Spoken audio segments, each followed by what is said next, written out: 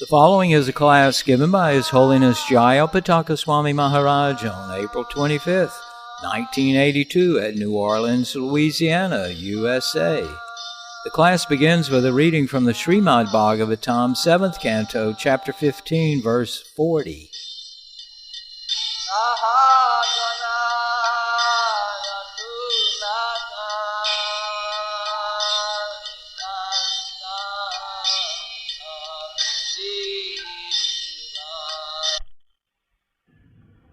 Namo Vishnu Paraya Krishna Prestaya Bhutale Srimate Bhakti Vedanta Swami Tinamine Namaste Saraswati Deve Gauravani Pracharine Nirvishesha Sunnavadhi Paschatya Desacharine Namo Mahavarannaya Krishna Prema Pradayate Krishna Krishna Chaitanya Namne Gaurasrite Namah He Krishna Karuna Sindhu Dina Bandhu Jagatpate Gopisa Gopika Kantha Radha Kantha Vasute Sapta Kanchana Gaurangi Radhe Vrindavaneshwari Vrishabhanusata Devi Pranamami Hari Priye Jaya Shri Krishna Chaitanya Prabhu Nityananda Jaya Advaita Gadadhara Srivasari Gaura Bhakta Vrinda Hare Krishna Krishna Krishna Hare Hare Hare Rama Rama Rama Hare Hare Om Namo Bhagavate Vasudevaya Om Namo Om Namo Bhagavate Vasudevaya Om Namo Bhagavate Vasudevaya Om Namo Bhagavate Vasudevaya Om Namo Bhagavate Vasudevaya Narayana Namastitya Narayana Shaiva Narottamam Devim Saraswatim Vyasam Tato Jayamudiyajat Vakakaroti Vachalam Pangulam Gayate Girim Vaslipasamaham Vande Sri Gurum Ninasarinam Atmanam Ched Vijaniyat Param Jnanam Dhutastaya Kim Vitsan Satya Ram Hito Deham Krishnati Lampaka Atmanam Ched Vijaniyat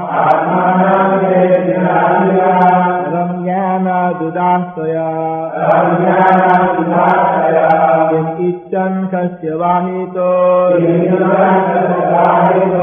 Deham Krishnati Lampaka Atmanam Ched Vijaniyat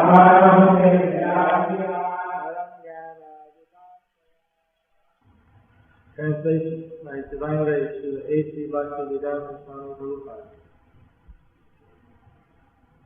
The human form of body is meant for understanding the self and the super self, the Supreme Personality of Godhead, both of whom are transcendentally situated. If both of them can be understood when one is purified by advanced knowledge, for what reason, for whom does a foolish greedy person maintain the body for sense satisfaction? Translation with repetition. The human form of body is meant for understanding the self and the Supreme Self, the Supreme Personality of Godhead, both of whom are transcendently situated. If both of them can be understood, when one is purified by advanced knowledge, for what reason and for whom does a foolish greedy person maintain the body for sense gratification? Translation by Srila Prabhupada: the human form of body is meant for understanding the self and the superself, the Supreme Personality of Godhead, both of whom are transcendently situated. If both of them can be understood when one is purified by advanced knowledge, for what reason and for whom does a foolish, greedy person maintain the body for sense gratification? Report by Srila Prabhupada. Of course, everyone in this material world is interested in maintaining the body for sense gratification, but by cultivating knowledge, one should gradually understand that the body is not the self. Both the soul and the super soul are transcendental to the material world. This is to be understood in the human form of life, especially when one takes sannyas. A sannyasi, one who has understood the self, should be engaged in elevating the self and associating with the super self. Krishna consciousness movement is meant to elevate a living being for promotion back home, back to Godhead. Seeking such elevation is one's duty in the human form of life. Unless one performs this duty, why should one maintain the body? Especially if a sannyasi not only maintains the body by ordinary means, but does everything to maintain the body, including even eating meat and other abominable things, he must be a lampaka, a greedy person simply engaged in sense gratification. A sannyasi must specifically remove himself from the urges of the tongue, belly, and genitals, which disturb one as long as one is not fully aware that the body is separate from the soul. Thus ends the purport by His Divine Grace, Srila A.C. Bhaktivedanta Swami Prabhupada, Canto 7, Chapter 15, Text 40. One day Lord Chaitanya and Nityananda were walking from Navadvip to Shantipur to see Advaita Gosai. When they crossed the Jalangi River and were heading by the side of the Ganges, one sannyasi, somewhat dressed as a sannyasi, invited them to please come to his ashram. So they went to his ashram, and he gave them a nice seat. Please be seated down. This way, they took their seat, and they were very nicely treated by that sannyasi. The sannyasi, of course, seemed to be a little bit impersonal because he was starting to lecture to Lord Chaitanya, being a grihastha. He thought he was sannyasi. So he started to lecture how one should perform various kinds of sacrifices to get material prosperity and ultimately liberation.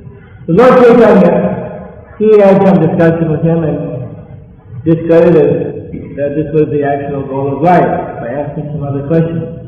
But this person was very hard to penetrate. Then the person said, please accept some fruit from my humble ashram. And he set down a plate, gave some fruit, and then he came out with a bottle of wine. He said, here's some wine. Please take some wine. And he had some other intoxication, I think, also. Lord Chaitanya saw that and said, this person is a bogus yogi. This person is a bogus sannyasi. And he and Nityananda looked at each other, and they jumped up, and with their clothes they ran and jumped into the Ganges. And thinking themselves very contaminated to have accepted anything from such a sannyasi who was taking wine and other intoxication. So this is quite unusual because the scholars try to analyze that here Lord Chaitanya, obviously as a super soul, he must have known, yet he accepted the hospitality of this yogi, while other straight out Mayavadis he refused absolutely. So in this way, they can understand that it was slightly better to be a person attached to sense gratification than to be a straight out Mayavadi. In any case, both of them are bogus. Both of them have left the pure path of God consciousness. One of them is envious against God, and the other one is centered around the body, very attached to the body. Chaitanya Mahaprabhu, his mission is to re-establish the pure principles of religion, whereby one is not wasting his time simply in sense gratification, not a servant of the senses, not a Godasa, but a Goswami. Go means senses, Swami means master, one who is the master of the senses. What is devotional service? Devotional service has been described by Narada Muni in his Narada Pancharatri.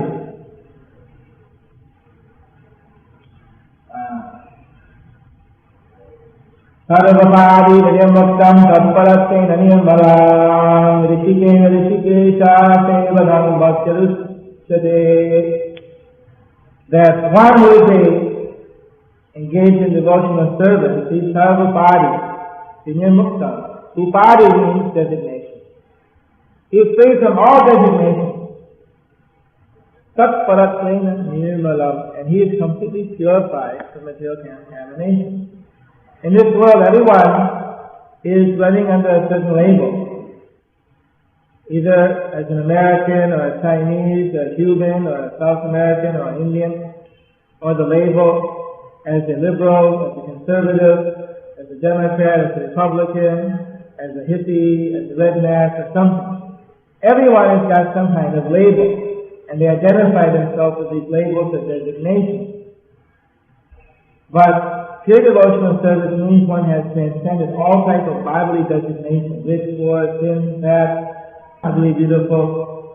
Doesn't identify anymore as the body, but identifies as the pure spirit soul. Therefore, Sarvapadi, Vinirmuktam. He's free from all type of superficial, artificial, and materialistic designation.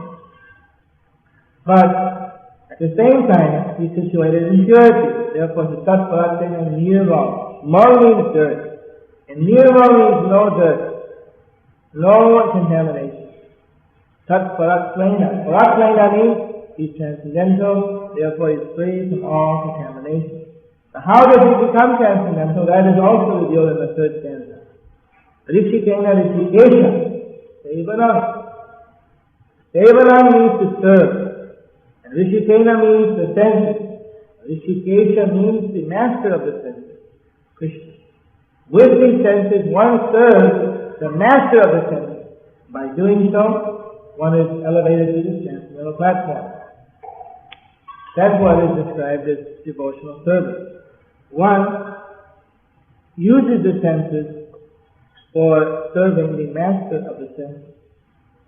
Normally people use their senses to serve the objects of the senses. The objects of the senses are served by the senses. The mind is coordinating the senses. The intelligence is guiding the senses, or guiding the mind, and the soul is being carried along. Everything is going from the spiritual platform down to serving the gross material objects of the senses. The spiritual life is exactly the opposite. The soul is surrendered to Krishna. The intelligence is engaged in the service of the soul. The mind is controlled by the intelligence. Mind controls what it thinks about. The mind controls the senses, engaging them. And the senses take the object of the senses and engages in Krishna's service. In this way, everything is directed upward towards Krishna. That is called Goswami. When one is servant of the senses, everything is being directed down to dead matter. So when one is directing it down to dead matter, that means he's strictly under the stringent laws of material nature. He's forced to suffer and enjoy in so many different ways. When one is directing everything out to Rishikesha, the master of the senses, then he immediately becomes liberated. Iha yasya hare dashe karmana manasa gira. Nikalasvapya vastasu jivan mukta saruchyate. That one who engages his mind, words, and activities in the service of Krishna is already considered liberated. Everything is engaged in the service of Krishna. Mind, words, intelligence, activities. Then that person is already considered liberated. This is the meaning of Tridandi Samyana. to engage mind, words, and intelligence in the service of Krishna. That is real renunciation. Again, here Prabhupada is mentioning the type of sannyasi who is eating meat and other abominable things. We find that many Indian yogis or sannyasis, so-called sannyasis, when they come to the West, they take up these bad habits. Some of them, even in India, are maintaining this type of a bad habit. But they wear the cross of a sannyasi. So here Prabhupada gives his opinion, he must be a lamata. He must be a sense gratifier to be engaged in such abominable activities. To be an actual sannyasi, an actual renounced person, one would have to follow the rules and regulations given in the scriptures. Another point here is that if one is habituated to eating meat and other abominable things, then it must be very hard for him to control his mind and senses, especially his sex desire and other material desires. So because he's habituated to eating food in a mode of passion and ignorance, therefore his mind will become very uncontrollable and become very angry. So, personal experience that many of the high schools, before the high school, I think probably college also, before the school sends out their team to play football, they feed them raw meat, just slightly toasted, so that they get the blood and they can go out there and fight. That's the idea. So, a person is what he eats. If you eat like a tiger, then you won't be like a saintly person. You'll be more like a tiger or a lion. Today, modern society is creating men and women who are more in the tiger lioness category because of the habits of their eating and living. They naturally become very passionate. They become very angry, and at the slightest cause, they lose their temper. And how can such a situation actually bring peace in the world? So people have good habits, if people have a spiritual goal, then automatically people will be very peaceful, they'll be very satisfied, and even in difficulty, their mind will be steady.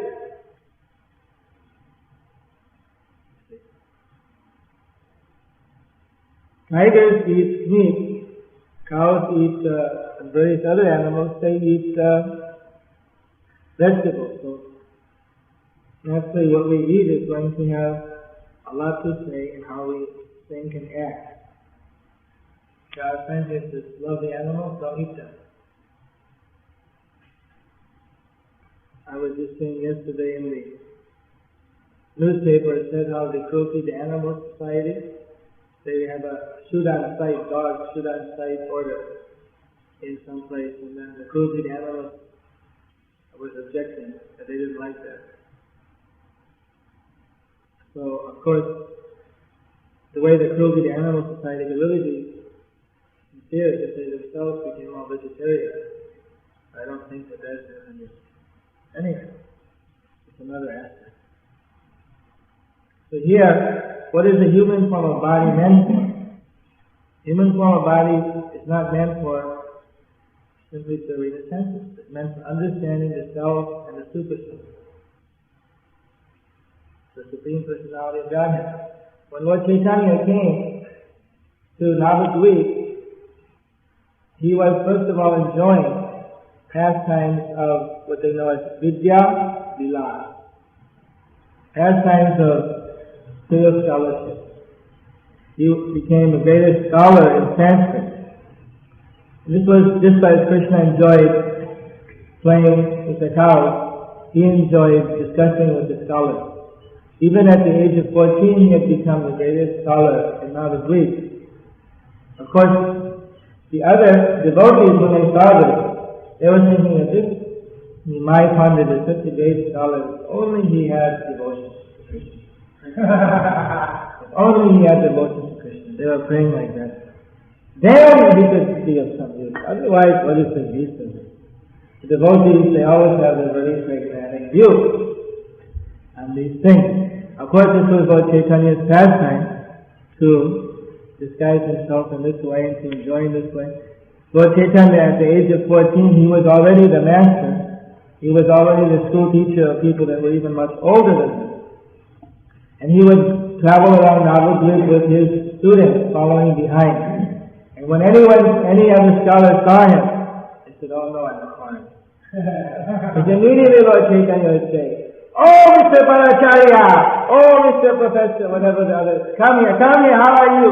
And then he would, like a dragon. And immediately he would barrage him with so many questions. We are humble students of grammar, can you give us some instruction today? And then he would ask a question which was, so sticky that the person would immediately start sweating.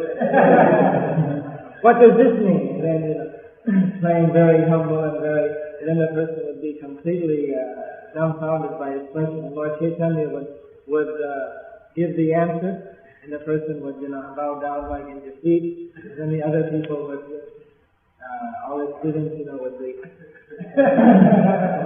And this way it was like, on a level of scholarship, it was like war. He would go around and then... So in this way, finally, everyone was accepting that my Pandit scholarship is undefeatable. He's able to understand everything. Of course, Mukunda at that time was a pure devotee, but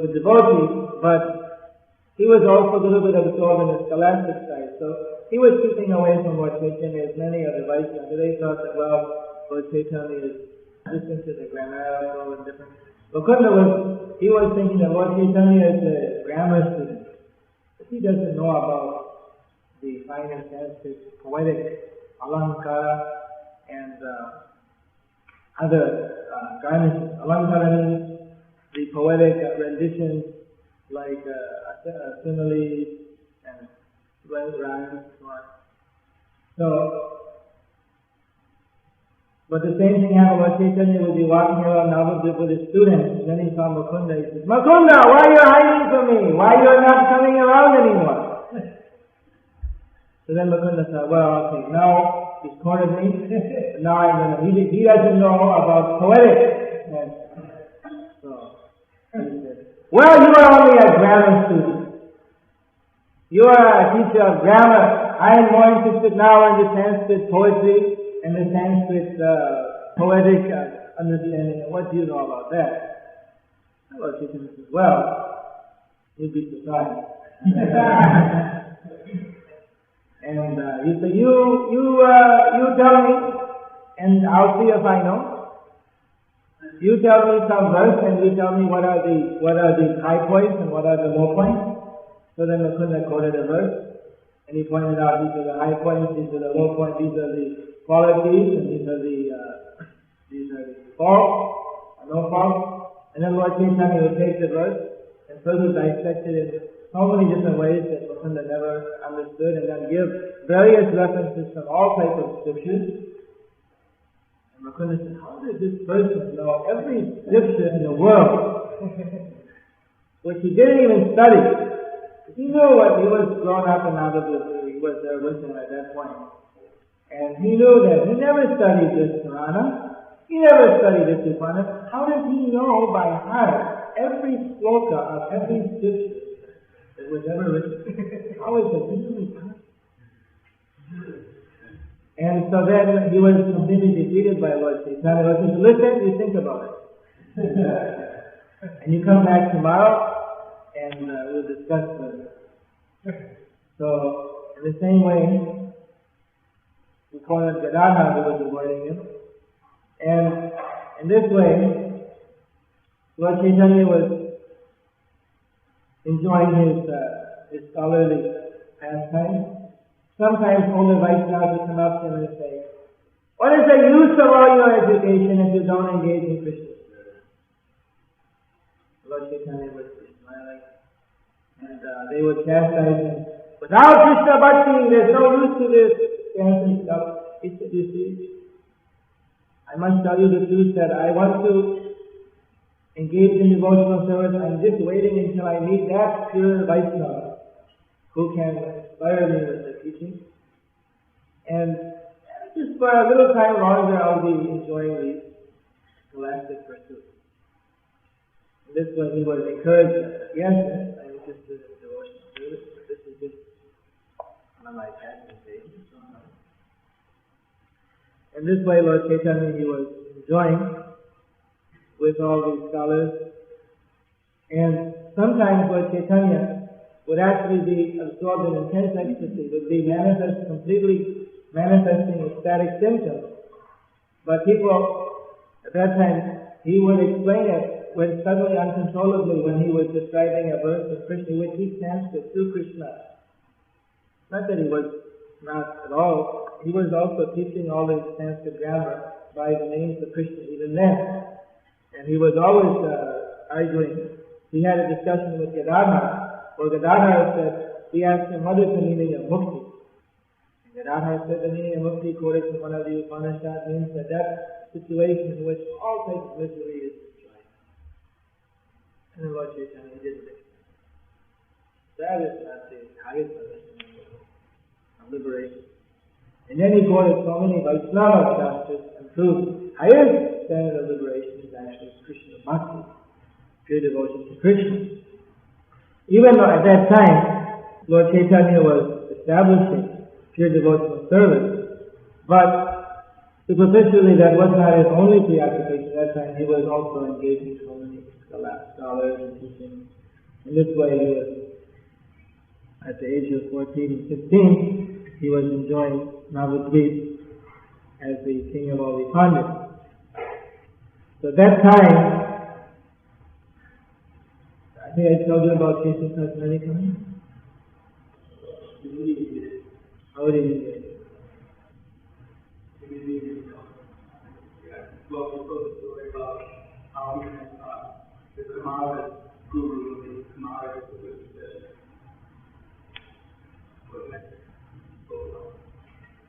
how Jayapataka Swami met the Kumaras, and then how it was predicted he would come back as Krishna. Or does that mean how Krishna says many? Is that what you said? No. So, Keshav Tasmani was going and defeating scholars all over India. And when he came to Navadvip, of course all the Navadvip scholars were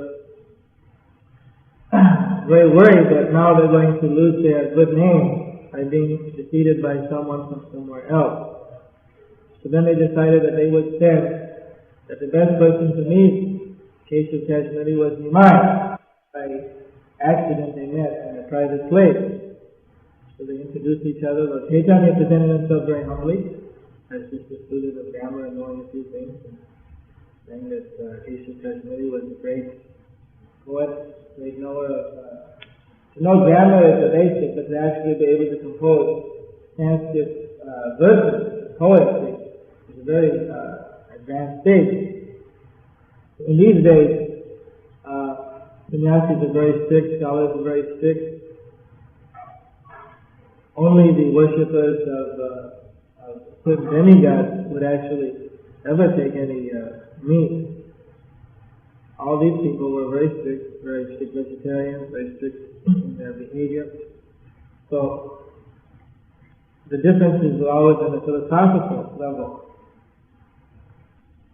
Here in Navadvip, when Keshav Tasmani and Lord Chaitanya met, then Lord Chaitanya asked Keshav Tasmani to like to hear something from him of his poetic skill. He requested him to chant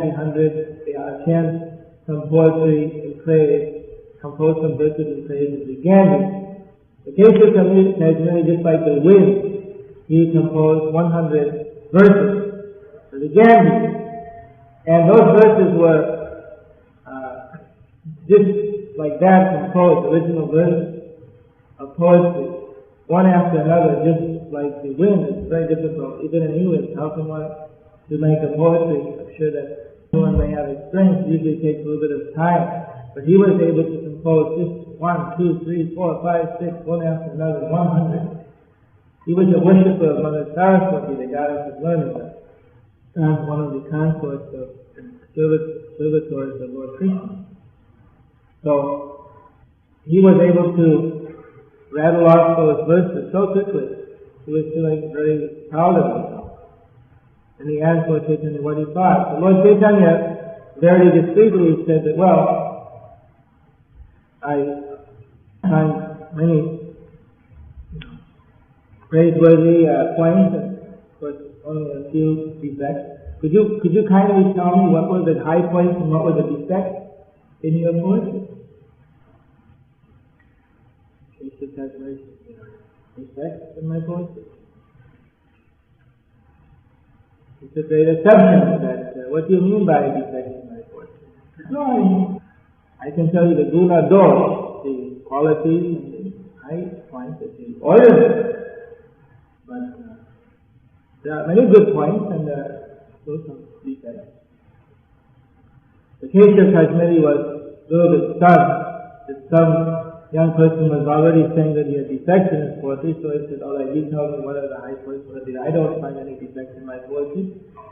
So then Lord Chaitanya picked out a verse right in the middle of the 100, showing that he had completely memorized upon hearing all the 100 verses, which itself astounded Kesha Kashmiri, because if there's one thing which is harder than composing 100 verses as fast as the wind is to memorize them just as you hear them like that.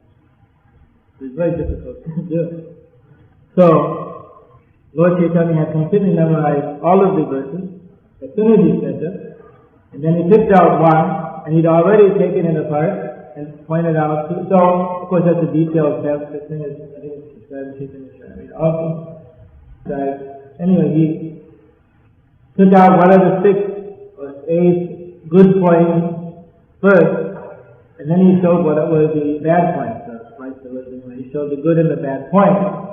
In case of Kashmiri was astonished that this scholar has able to defeat him in that way, because even when he took out the verse, if he had any bad points, he couldn't pick out what were the bad points. But then Lord Chaitanya showed these are the bad points, and he showed these are the good points. The case of Kashmiri, he went back to his place where he was staying.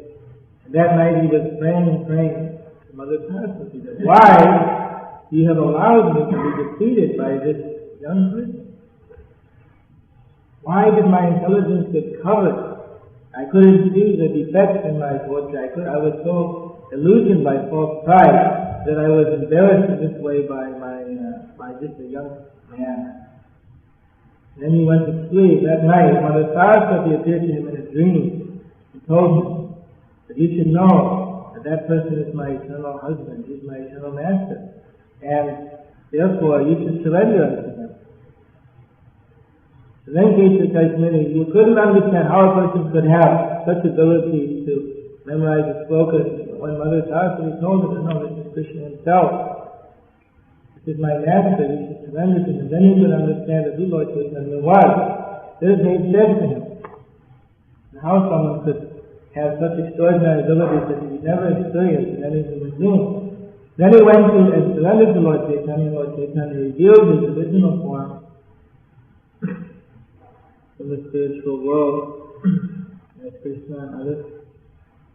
In this way, there are so many devotees who have gotten some mercy from spiritual master, just like in Bhakti Goswami got the mercy, then he could come back as Kesha Kashmiri.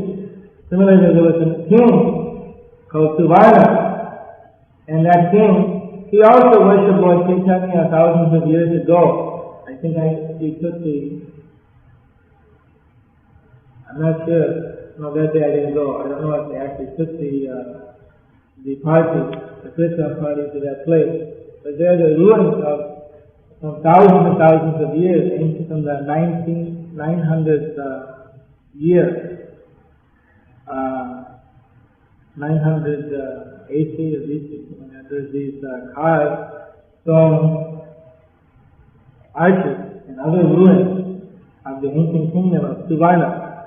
The King Suvarna, he was a very materialistic person, but he somehow or other was instructed to worship Lord Chaitanya, and he had the darshan of Lord Chaitanya at Mayapur thousands of years before Lord Chaitanya appeared, and he was told that he would come back as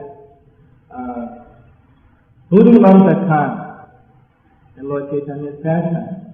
This is the basic principle that someone engaged in devotional service After he leaves the body, then he'll be transferred to that universe, or that place, or the same universe, if the Lord is coming, where he'll be able to take part in the Lord's pastime.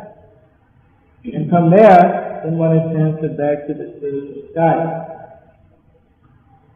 This is a basic program. By engaging our mind in the service of Krishna, then we're drawn back to Krishna.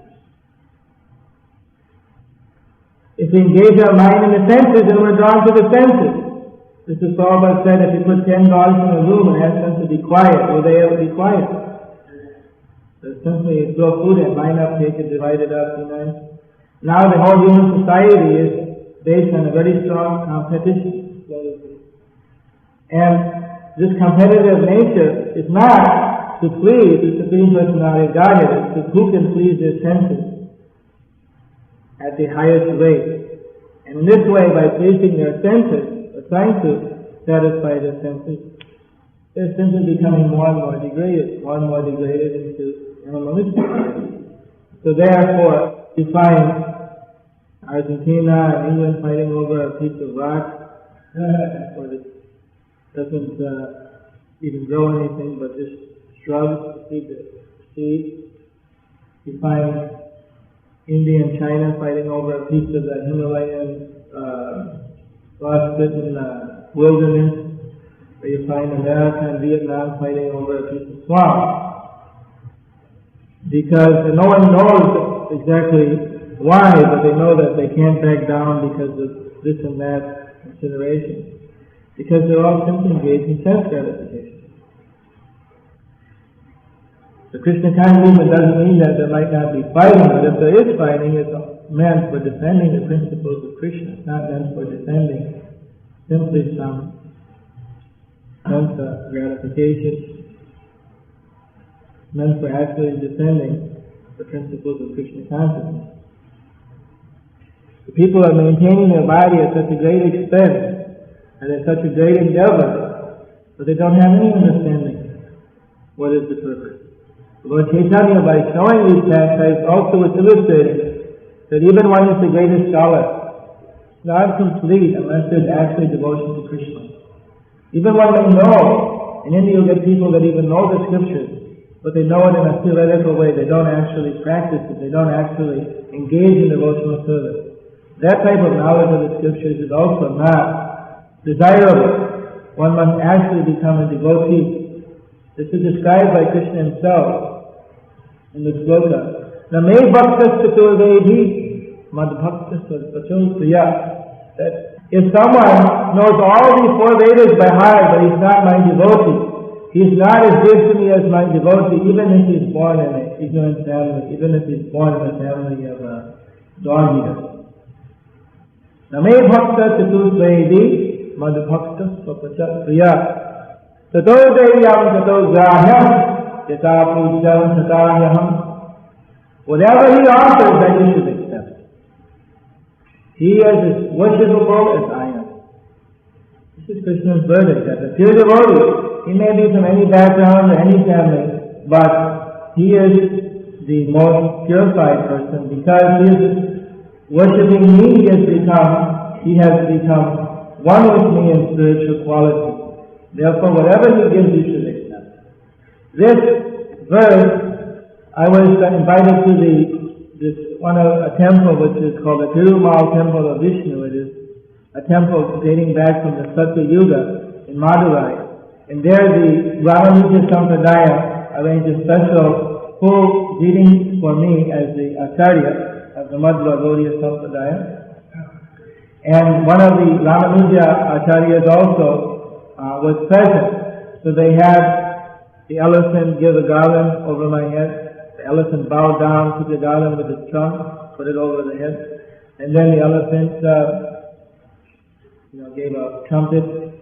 Then they had a Shanai and drum players, and we went into the temple and they gave the full Tulsi, Abhishek, deity, Arti, take the shoes of the deity, put them on our head, take garments from the deity's body and put them around their head, and so many different ceremonies that lasted for about an hour and a half. And people were prostrating when they saw us and everything. And wherever we went, there was the band going in front with full Purna Kumbha, with installed Kumbha with coconut going in front, and people with chamas and a big umbrella over the head. The whole, and we circumambulated the deity. Their philosophy is that the servant of Vishnu is almost on the same level as Vishnu. So therefore the servants all wear diamonds, earrings, and so many things. So they were giving a full reception ceremony, what would be equivalent to the 21 gun salute. And afterwards, the Ramanujacharya was lecturing to a crowd of about 2,000 there, and he quoted this same verse. That the real qualification of who is dear to Vishnu and who is worshipable is who is the devotee. And therefore he was explaining to the South Indians who are very much steeped in caste Brahmanism and so many other conceptions, that you should worship and respect the pure devotees of the Lord and not see them with any kind of bodily consciousness. So, this is one of the purposes of Lord Chaitanya Mahaprabhu's movement, was to actually establish a real standard not based upon any designation, simply based upon pure devotional service, transcendental activity, transcendental realization. As long as the world is hung up in artificial, superficial designations on the material platform, then there will always be different kinds of envy, different kinds of fighting, simply for sense gratification. Because everyone will misplace their energy, misplace their attachment, and thus waste the valuable human life. Human life is meant to get above all the artificial designations, above all the sense gratificatory activities, and actually engage oneself in the real pursuit of human life, which is described very nicely in this verse. The human form of body is meant for understanding the self and the super self of the Supreme Personality of Godhead, both of whom are transcendentally situated. If both of them can be understood when one is purified by advanced knowledge, for what reason and for whom does a foolish, greedy person maintain the body for sense gratification? Srila Prabhupada ki jai! Any questions? Yes? And that's first part, the Prabhupada mentioned that one cannot control the senses unless he becomes aware of the self-use of the body. Does that mean that one has to come to the level of reason? Yes?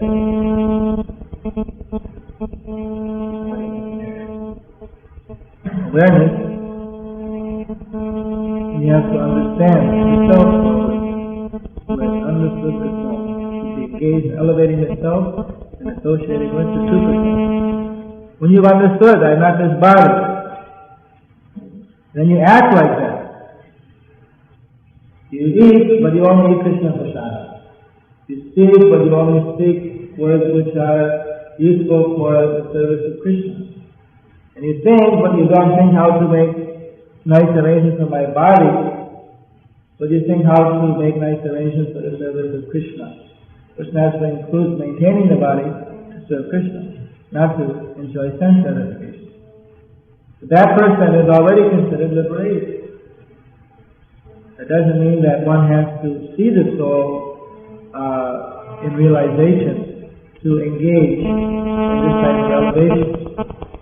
But one can thoroughly understand that he is a spirit soul and act accordingly. And by acting in that consciousness, automatically he becomes elevated and liberated. And realization is just the consummate natural development of that process.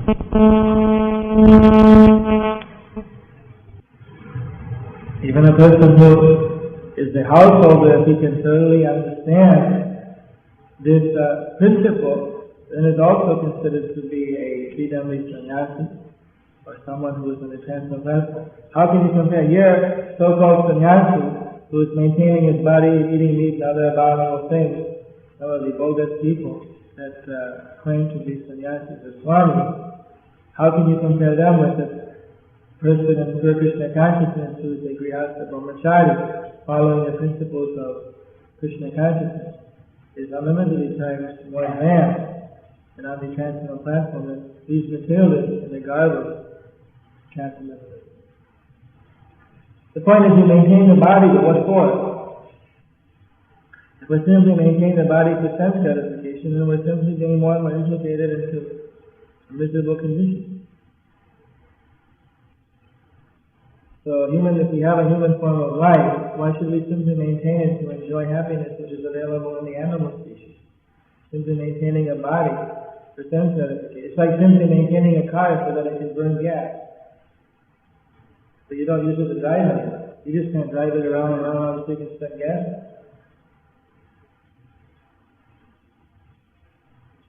Using a body just so you can use it. Just so you can, pass the time. But there's no use for it.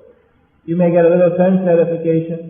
At the same time, you're going to be constantly repairing it and suffering various kinds of miseries from it. So you're simply wasting your time. So you got a brand new car, you're riding it just like I heard in Arabia, they don't have any place to go. They have little small countries, Abu Dhabi and all these places. So sometimes the sheep, they build a big 4-lane highway, 8-lane highway or something out into the desert. It goes out about 10 miles to the border of the country, doesn't go, then it stops. There's no other highway on the other side. And they drive out, they turn around, and they drive back.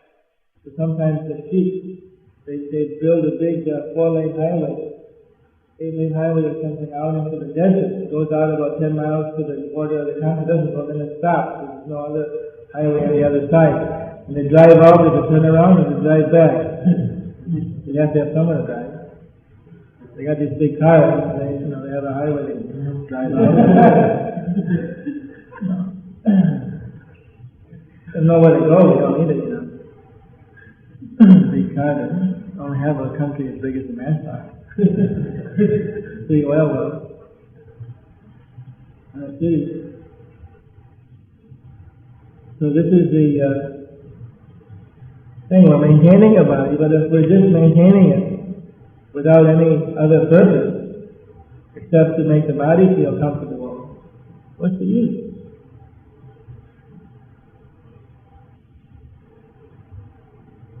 Especially, what's the use when you can realize the real spiritual realization and you can actually go somewhere? You can get out of this world, and why waste the time simply driving around like that if there's something better to do? If you have nothing better to do, alright. But when there is something better, when you can become Krishna conscious, when you can realize the self and the super self, why waste time like a little kid running around in circles, simply running after the whims of these senses?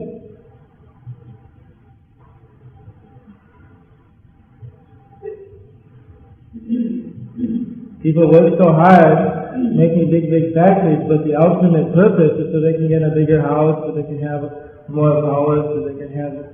It's not to really help the people, although there may be a side benefit, but materially speaking. The basic thing is always sense gratification, for themselves or even for others. The point is, since there is a higher purpose of life which they can achieve, why should they waste their time? It's something which is going to just be finished, like a sandcastle, any moment. If they do so, it means that they lack common sense and become foolish indeed.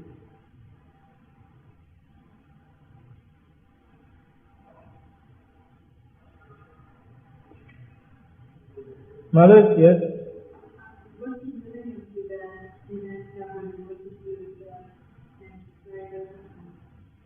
Oh, one of the...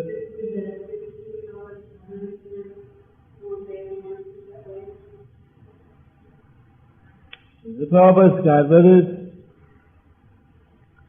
are next to invisible.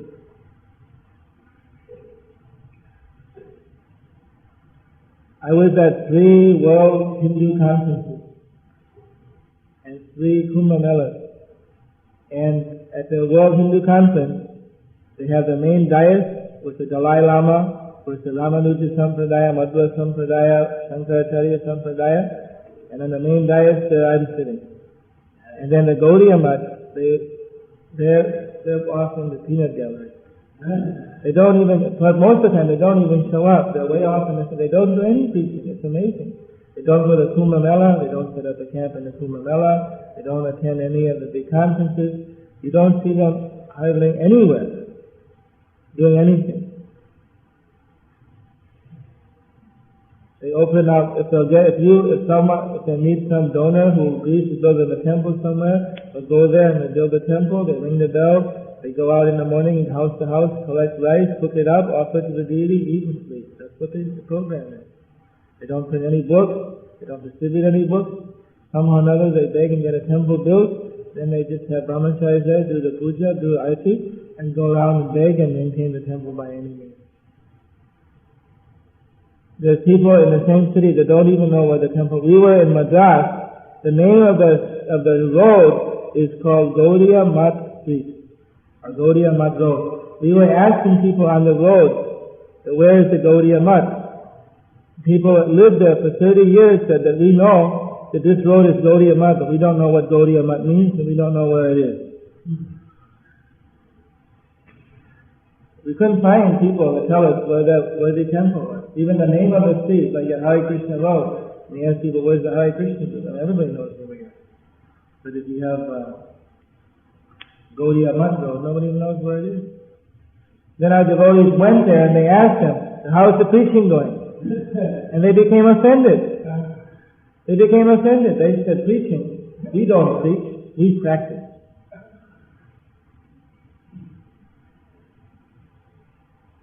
They think that, some of them think that preaching is Maya or something. I don't know what they think. But they think that you should practice, you should just do your sadhana bhakti, you should do your achamam, and then you should, and if anybody comes into the door, then you can also engage them in that. I don't see that how they're the followers of Bhakti Siddhanta in the real sense. I don't see it. I don't see that they're doing anything that Bhakti Siddhanta asks them to do. There are God brothers on that level. I don't see, only one or two of them is doing something like a little bit of preaching on a very basic level. But most of them, all they can do is maintain themselves. And that they can't even do. The temples are falling apart. Prabhupada used to cry when he saw those temples. He said, one thing I request you is don't let my temples fall apart. At least maintain it. You see, I took in that work on with some temples that they've taken the deities away, the temples are falling down, they deserted them. And even the main temples they have, they can't even put the color on those. And repair them. So we asked, the Prabhupada said that I want you to, he gave me money and he said, please, they have never built a kirtan hall in 50 years, in 35 years to 40 years, Bhaktisiddhanta Saraswati Thakur wanted a kirtan hall built at the birthplace of Lord Chaitanya. You go there, you have to stand in the rain and the sun, and maybe you can get under a tree, but otherwise there's nothing there. Now it was always the plan to have a kirtan hall.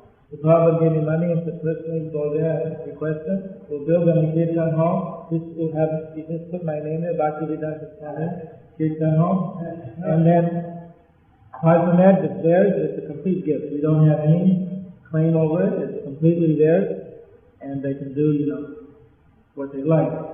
And I've been approaching them for 4 years, 5 years now. And this one could go to that one, and this and that. They'd rather not have Lord Chaitanya's place developed than have Krishna's hall developed. Or to give anything. But they're not able to do, but then they don't want anyone else who's able to do anything. So it's best not even to talk or think about the Gaudiya Mat. One time Prabhupada told us that dead or alive, you should not be involved. The ball is in our courtyard, we have to carry on the mission of Chaitanya Mahaprabhu of Bhakti Siddhanta.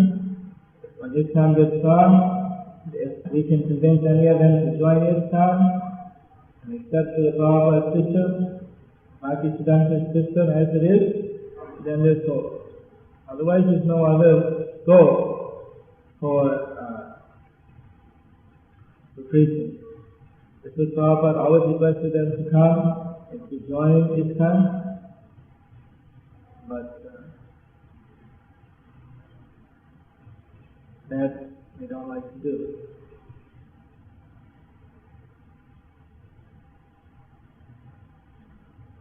when they would like to do that, then I'm sure they'll be able to do so. In the meantime, we have to carry out very carefully Srila Prabhupada's instructions, expanding book distribution, preaching, all over the world, and cooperating together for that purpose.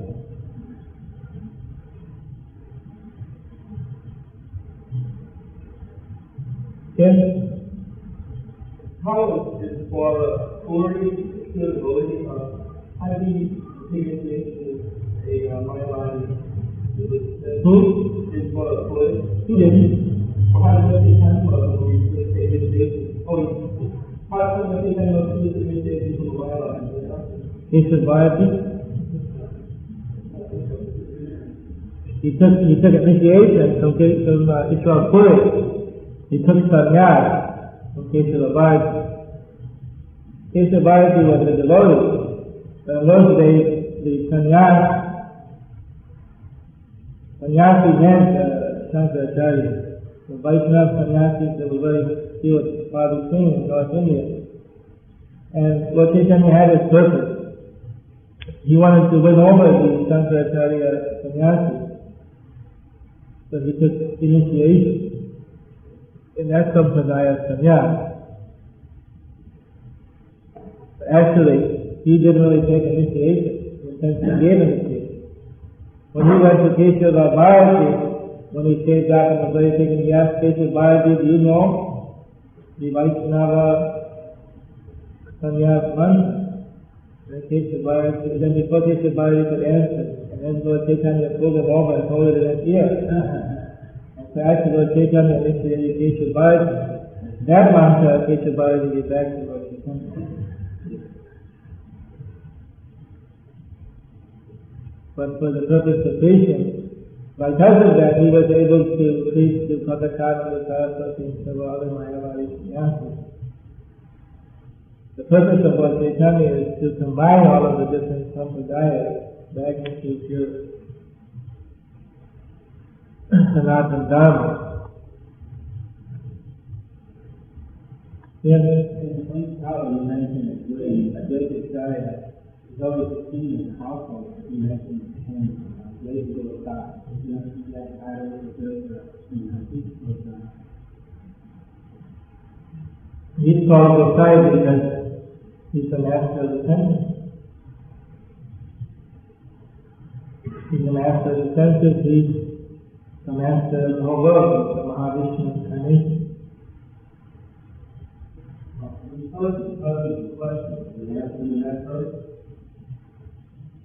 It's a rhetorical question.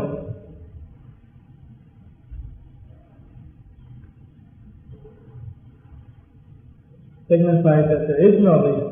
In other words, since one can understand the absolute truth in himself, one is purified with knowledge, so it's asking the question, implying that there is no reason. It's stimulating the thought process. Of course, there is answers in the ensuing verses. What one really should do. But in this sense, the question is really rhetorical.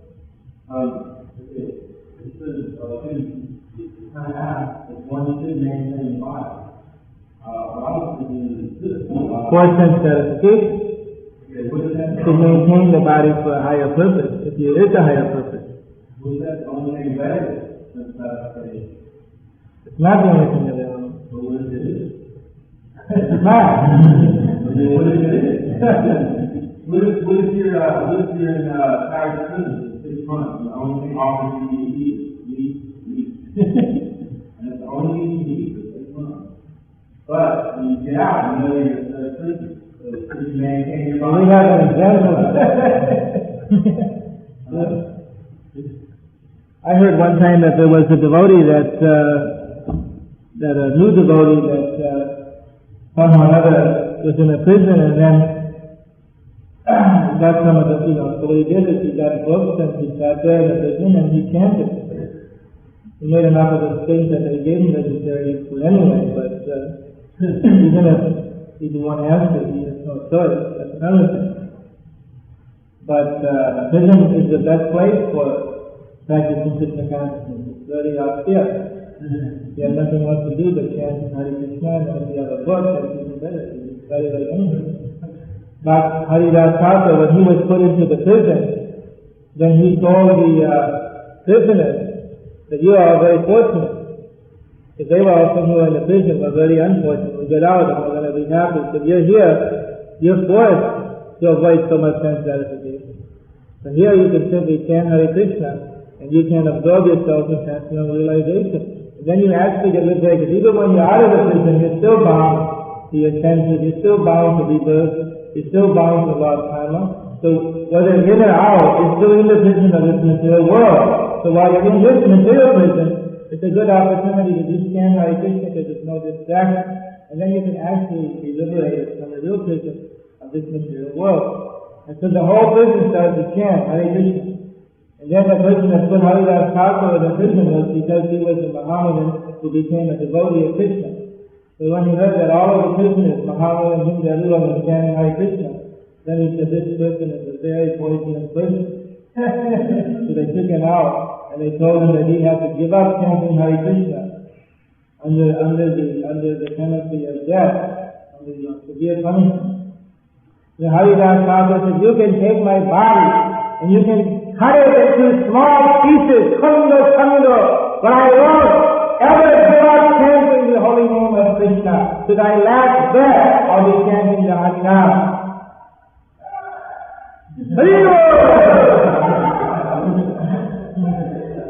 So then the king said, in 22 marketplaces you'll be beaten.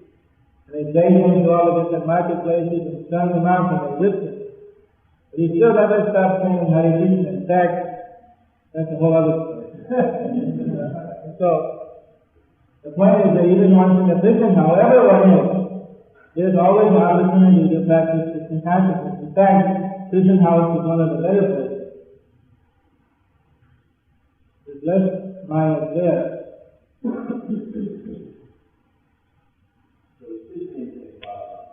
You can't Hare Krishna, not the sense that you have to maintain the body. We're not, it's just like you have a car. Some people may have a car that drive out in the desert and that. What's the use? If you have something that you can go, it's somewhere you can actually go. So the point is that you have a body, you can go somewhere with the body. Why do you maintain it just to have it sit at home?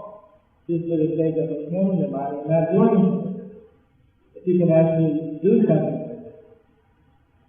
So here we can do something, we can achieve realization of the self and the super self. We can see what's in our guys. Why should we maintain the body? Just to maintain the body. When you can do something which is eternal in value, which is to realize the self and the super self. Well, we don't have a choice out of ignorance. When we do have a choice, then we should take it. If one is blocked in the association of a spiritual master, of devotee, of transcendentalists, and given the choice, at that point one should be very careful not to misuse his life. That means to describe Ramanta Bhavati Kono Bhat Javan Jeev. Guru Krishna Prasadi Bhai Bhakti Lokati. One's wandering about in the universe, and by great fortune he comes in contact with transcendentalists. At that time he gets a seed of spiritual life by the mercy of the Guru and Krishna. So when we get that, then we should take this seed, plant it in the heart, this plant and we should water it by hearing and chanting Hare Krishna, by cultivating devotional service. The devotees, they take very good care of their body. They get up in the morning, they take a shower, they brush their teeth, shave their tongue, they put bandages on when they get cut, and they take medicine when they get sick, whatever that is. And they take very good care of their body. They take good care of their children.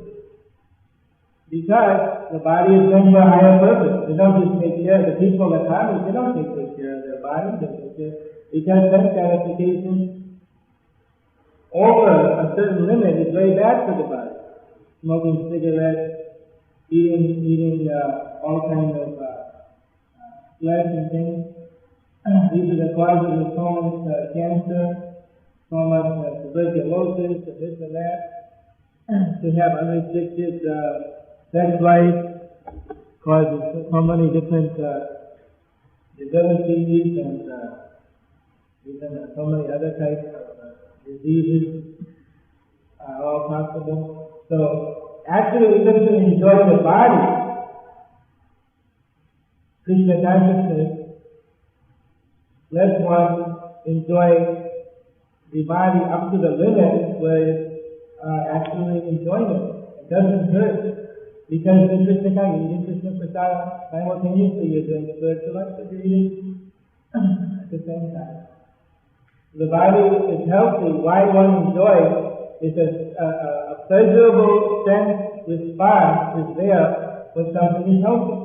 You eat something, if it smells nice, if it's juicy, if it's healthy, it has a fresh smell, it has a fresh taste, it's very pleasant, very sweet, succulent. That means that it's also very healthy for you. It's something which is rotten, which is a bad, putrid smell, which has been decaying or dead for some time. People in the mode of ignorance say like that. It's actually bad for the body. It creates so many poisons in the bloodstream. So, actually, even in terms of sense gratification, the devotee in maintaining the body for spiritual life, their senses are automatically gratified at the limit that is healthy and proper. Beyond that, then it's not even healthy.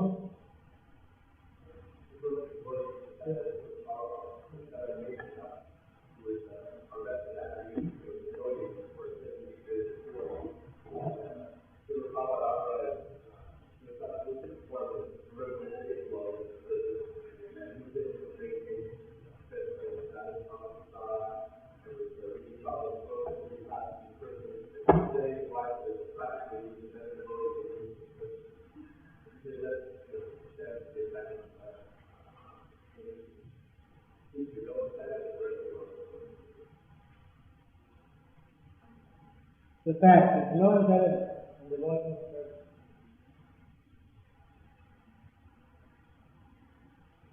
It's like the river flowing down to the ocean, the Mississippi flowing. It just keeps on flowing.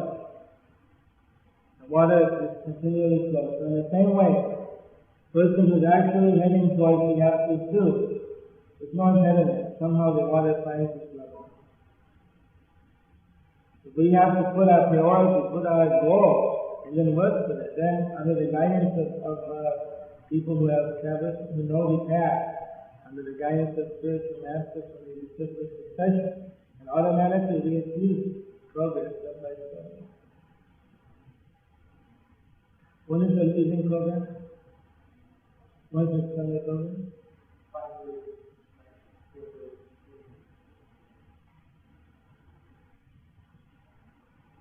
Yes. Example I use is a friend of mine had to go to prison. He used he sent out prison all the time.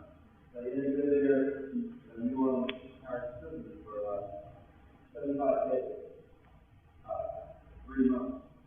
And at the time, they did not serve vegetables without prison. They don't serve anything but meat and buy meat. And the other time he did, he had to say good, easy, and body. And sugar we did not take up at the time. So after any fast, which was not good, they realized in order to maintain his body, he would have to eat food. So they did. And I was wondering, if this was not answer their question. There was once an Acharya who was caught in a desert. There was a huge drought, and hundreds of thousands of years ago, he was caught in the desert, and there was no food. There was no vegetation. And then there was a dog that was there. The dog was alive. So the Acharya didn't know what to do. He was about ready to die out of starvation. And then the dog died right before him. So when the dog was dead, then he took the dead dog and he made it and somehow he wanted to get strength, and he crawled out of the ocean, out of the desert, and then went back, and then civilization continued following the other principles.